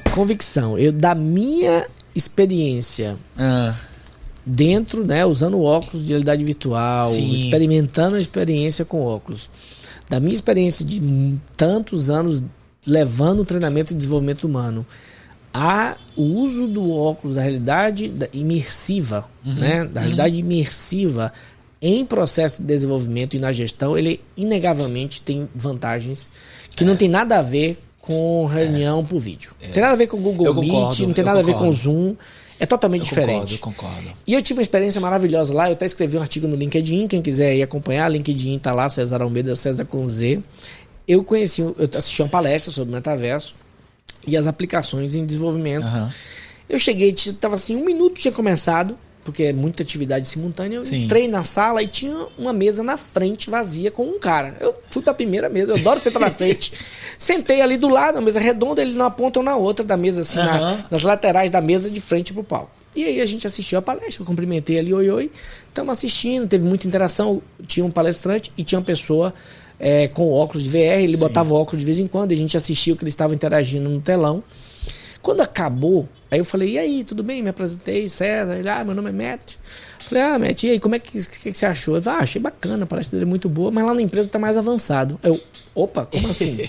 Qual que é a sua empresa? Ele, a minha empresa é a Meta. Aí ele, não, o óculos que a gente tá usando já é a próxima geração, já é diferente, ele já faz mapeamento do corpo, não precisa mais de... Eu já vi esse óculos. Não precisa mais lá dos controles. Ele já... Mas o nosso tem isso também. Mas já não usa mais nada dos controles. Sem o controle. Ele faz o mapeamento do seu movimento, lê com a câmera e reproduz lá no avatar. Entendi. Então você fecha a mão, ele fecha a mão. Entendi. Através da leitura do corpo. Sim. Você fica em pé, ele fica em pé. Ou seja, não precisa mais do controle. Vai pegar um objeto, né? Na realidade imersiva, você precisa clicar lá no clique. E aí foi super bacana, fiquei com ele conversando uns 20 minutos, ele me conta o que está acontecendo lá dentro na Meta, e ele falou das reuniões, o poder disso. Então, voltando para esse aspecto da tecnologia, eu acho que o óculos ele traz, primeiro, uma presença absurda. A gente tem, eu afirmo isso categoricamente, aqui, nós dois conversando, quem tá aqui nos vendo, tá vendo a imagem e tal, a produção tudo direitinho, mas tem uma produção, tem gente aqui atrás, tem vários equipamentos, tudo mais, tem dispersão aqui. Sim. Então se alguém levanta, passa aqui atrás, a gente tá conversando, a gente nota.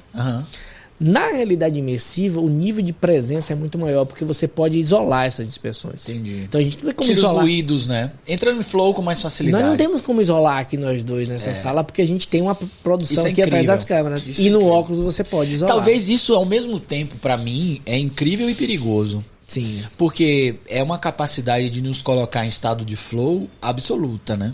Então, isso... assim, de fato, é um flow absoluto. O que pode gerar um desejo aditivo de estarmos ali. Então, aí tem vários filmes que falam sobre isso. Aí já é a galera apocalíptica, mas a gente aqui é otimista. Otimista! E então eu acho que na área de desenvolvimento, treinamento e desenvolvimento de pessoas, o óculos vai ter um impacto absurdo. Quando você pensa, por exemplo, em programas, pensa no onboard. Putz, cara, isso é demais. Cara, pensa em programa ligado técnico ligados a coisas perigosas. Imagina, acabou, ele tava com um case de uma farmacêutica que eles tinham que manipular equipamentos extremamente perigosos, daqueles que laboratórios que você coloca luva, né? Que a coisa fica verdade, você só tem aquela luva super protegida para manipular. E o treinamento era em loco, então você tinha que botar a luva e ir treinando. Eles faziam isso no óculos, a pessoa tinha resultado. E aí, veja que interessante um exemplo. A aviação já usa a simulação. Claro. Quanto tempo? Muito tempo. Aí teve aquele avião que caiu lá no Rio Hudson. Aquele avião que o piloto conseguiu pousar. Como é o nome dele, gente? Botem aí o nome dele. O filme maravilhoso, inclusive. Maravilhoso, né? O avião pousa no Rio Hudson. O capitão lá consegue pousar. Aquele capitão, ele usava o simulador a cada 9 meses, 10 meses. E ele era instrutor também de aviação. Então ele estava preparado para uma condição tão atípica como aquela e ter que pousar em um rio. No mesmo período, um avião na Indonésia caiu e todo mundo morreu. O que aconteceu? Este piloto de lá tinha usado o simulador no tablet. E a única pessoa processada criminalmente foi a pessoa... Não, foi a pessoa de treinamento e desenvolvimento da empresa de aviação. Mentira. Pois é, porque o treinamento foi inadequado. O que o óculos permite? Ao invés de $10 milhões que custa um simulador de avião, você custa $300. Zerou. $300. Cara, então, e tirando que você pode estar em qualquer... Imagine isso, o efeito pedagógico disso, você está aqui numa aula de história e você vai no Egito. Pense aí, cara. Pois é. Eu fiquei fissurado, inclusive porque o primeiro jogo que um dos primeiros jogos que eu usei para fazer analogia com o comportamento humano em desenvolvimento foi um jogo chamado Cubo Soma. Sim. O Cubo Soma é um cubo que você tem várias partes e no óculos VR tem um aplicativo chamado Cubo. Só que ele dá muito mais possibilidades do que o cubo que eu tenho. Que é o cubo físico. O cubo físico. O cubo digital, ele me dá infinitas possibilidades de montagem, de configuração, de resolução de problemas. Cara, é demais. Isso é revolucionário, de fato. Agora, eu tenho um problema. Eu tenho um VR sickness. Aí é Eu fico enjoado. Você fica enjoado. É, eu fico enjoado. Não tem problema nenhum. Você não tem, não? Nenhum. Ando de balão, de... É mesmo? O que for lá, os vídeos do YouTube em 360, onde está de... montanha-russa, avião, queda, salto de paraquedas, qualquer vídeo 360 que tem, eu assisto, é curto, curto pra caramba, adoro. Eu comprei um negócio de uma montanha-russa, rapaz, curto pra caramba. 5 minutos eu já tô... Eu levei no domingo pra um almoço na casa da avó da minha esposa e tava a família toda reunida, foi muito engraçado, as pessoas curtiam demais e com medo e caindo da cadeira, assim, a gente mexia a cadeira pra dar criar um efeito 3D. Então, eu tô usando muito pra isso, pra assustar familiar. Então, essa é uma boa diversão pro domingo almoço em família. E o impacto, eu acho que isso vai ser absurdo na gestão. Ninguém acha que usar um óculos de realidade imersiva é igual o Zoom. Mas não só isso. Outra coisa também que eu estou enxergando como um grande benefício no mundo corporativo, eu acredito que vai ser a realidade ampliada também. É isso. Acho que a realidade ampliada, ela traz a possibilidade, por exemplo, das instruções. Imagina um trabalho bem técnico. E você está ali desenvolvendo uma operação em uma fábrica. Sim. As instruções de trabalho, elas podem estar todas disponíveis no ar, só um clique. Ou seja, você vai dar um clique aqui, você vai estar com o seu óculos, não um óculos de realidade virtual, um óculos glass. E você vai ter aqui a instrução, o jeito. Passa o vídeo aqui, deixa eu ver como é que faz essa operação. Que é o que a Apple está desenvolvendo, né? Eu acredito muito na realidade também ampliada, né? Você tem, e o Pokémon GO foi o precursor lá atrás. A gente teve o Pokémon GO como um jogo que trouxe essa realidade. E eu já vi nas ruas em Nova York, por exemplo, eu até postei isso. Uma exposição de arte em que você tinha ali toda a história. Então imagina a gente pegar o caminho trazendo para Salvador, né? Imagina você um turistano no Pelourinho e você passa por uma frente numa igreja e você por acaso está sem guia, porque seu estilo de viajar é sem guia. Tagueou. Você vai pegar a tag e vai colocar o seu telefone e você vai ver ali imagens anteriores, uma missa acontecendo, imagens daquela igreja como que era, antes da restauração, a história de quem construiu. Eu acho isso aí. Eu acho isso sensacional. Eu acho até, eu tive agora num evento do Metaverso, promovido lá pelo pessoal da Upper, e Walter Longo esteve aqui também com a gente no podcast. E aí uma coisa interessante que eu vi é que assim, essa ideia de metaverso apenas com um óculos não vai ser muito a trilha. Vão ter outras opções de universo, inclusive de possibilidade de entrada sem óculos. Eu tô aqui num universo 2D, mas eu tô dentro de um outro universo, que é, por exemplo, eu acho que é Upland. Eu até comprei um terreno lá agora, um terreno no Rio de Janeiro. Então assim, a possibilidade de a gente ter níveis e camadas de interação digitais muito diferentes. Porque tem a limitação às vezes do óculos. Eu tenho um VR sickness, eu fico enjoado, outras pessoas não ficam. A ideia do óculos da Apple que vai vir esse aí também vai ser uma baita revolução, porque a realidade aumentada existe, mas ela ainda está com a possibilidade um pouco mais limitada. Quando for o óculos e for intuitivo, acabou. A próxima geração de VR também, que vai vir. Menor, com mais potência, com menos peso, mais leve, mais performance, mais bateria. Eu acredito que isso é inevitável e nós vamos ter grandes benefícios. Então, se você está achando que é modinha, minha modesta opinião é que não tem chance de ser modinha do que eu já vi até agora. Porque é melhor em muitos aspectos. E eu acho que o que torna a tecnologia viável ou não, que pega ou não, é quando ela traz algum valor agregado. Quando as pessoas falam assim, não, isso vale a pena. Eu vou utilizar o aplicativo do banco no celular do que no computador, porque aqui eu tenho um leitor de QR Code instalado. Eu vou aqui, aponto a câmera e estou lendo. E antigamente, né, você tinha que comprar uma pistola aclopar no seu, na sua máquina. Eu comprei pistola pro meu time. É verdade. Eu fui gestor. Isso mesmo. Eu fui gestor de empresa. Da área de contas a pagar, né? Tinha que ter aquele... Você fazia leitura com pistola. Então, assim, hoje o celular resolveu. A pistola não tem sentido nenhum para uso doméstico, por exemplo. Sim. E aí você tem uma vantagem da tecnologia. Então, o app do banco, ele se torna 10 vezes melhor do que você usar o Internet Bank. Sim, com certeza. Então, você não optou pelo app do banco porque ele tá na moda. Não, porque tem vantagem como usuário. O que eu acredito que na realidade no metaverso é isso. Ele tem vantagem para o usuário. Então, se tem vantagem para o usuário, vai vir. Vai pegar. E aí, em treinamento e desenvolvimento, então, meu amigo, eu acho que isso vai ser... Eu acho que vai ser... Até te faço uma provocação. Assim como a gente tem um telefone hoje, esse acessório, seja lá o formato que ele tiver, ele vai estar no nosso cotidiano presente, inclusive nos ambientes físicos. Eu acho também. Se você vai para o ambiente físico, por exemplo, você falou... Porque é inclusivo, né? É inclusivo. Você vai para o ambiente físico, por exemplo, de um seminário, e tem alguém lá trazendo uma experiência. E você vai poder imergir na experiência através do seu óculos. Sim. Você vai, vamos lá, ver se vocês verem como é que é o case da nossa empresa. Entra aí. Entra aqui. Acessa aqui, vou abrir a porta para você virtual. Agora. E a gente entra. É isso. Eu acredito que essas possibilidades que a tecnologia, o 5G, traz com a conectividade, né, absurda, né? O 5G ele revoluciona a velocidade. Eu tô muito feliz com isso. E eu vou estar lá, eu vou fazer team building no metaverso. Minhas palestras e treinamentos são lá. Estarei lá também assistindo, então. Já tá combinado. Eu quero comprar esse terreno. Depois me passa a dica desse corretor aí. Que eu quero comprar esse terreno no Rio de Janeiro. Vamos... Cara, que flow, velho. Esse podcast merece mais tempo, cara. Eu tô já no flow. Tá quanto tempo? 1h25. Uau! Tá vendo? Tá vendo? A gente entrou em flow aqui. Eu queria ver seu Lego. Eu vou contar o meu. Vou mostrar pra galera aqui. Com essa conversa do César, vou mostrar aqui pra vocês, ó. Eu imaginei alguém que tá com um olhar pras possibilidades.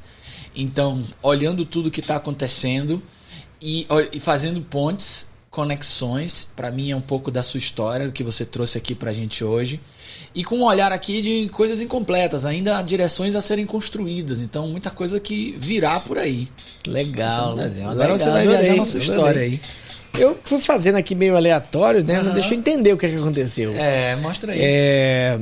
Eu tô número 7, eu nasci em 77. Ó. E o meu nome é com Z, né? O César com Z. Tem essa peculiaridade. Então eu meio que fiz um 7 aqui, outro 7 aqui, que virou um Z, que é um pouco do ambiente que eu tô inserido, e tem um monte de coisa envolvida. A gente falava um pouco sobre identidade, né? Como eu me identifico com muita coisa, né? Aqui do lado tá essa coisa também de fazer ponte, as coisas estarem conectadas, mas tem uma coisa aqui que tá aparentemente desconectada aqui, tem uma visão aqui que tá olhando, né, um pouco do todo, aqui também tá girando para ver vários lugares, então eu gosto muito de olhar várias dimensões. E essa de multiplicidade, né? Eu acho que a gente nunca tá em um lugar só, então eu tô assim, em vários lugares diferentes, que tem uma rampa, sobe, desce, vai e vem, e tá incompleto. Eu não sei, vai ficar completo nunca. Eu acho que tá incompleto mesmo. Essa é a ideia da incompletude da vida, que é o aprendizado, né? Então tem que aprender e seguir. Tá aí. Tem muito a ver os dois, né? E você sabe que a árvore da criatividade da Lego House é incompleta também. No topo da árvore tem uma obra. Olha só. Pra dar uma ideia de que está sendo construída. É isso aí. É isso aí. Eu acredito Estamos em construção, né? A vida é eterna construção, né? E a gente também, né? Então, que maravilha. O bom das humildade, né? Pra gente não se achar muito, nem se levar muito a sério. Perfeito. Cara, que demais, Eu que agradeço. Vamos deixar aqui seus contatos para as pessoas se conectarem com você. Atenção, web, se quiserem se conectar com o César, como é que faz, César? Como é que te acham? Pronto, pode me achar no LinkedIn, César Almeida, tá lá, e o nick do LinkedIn é César Almeida 77.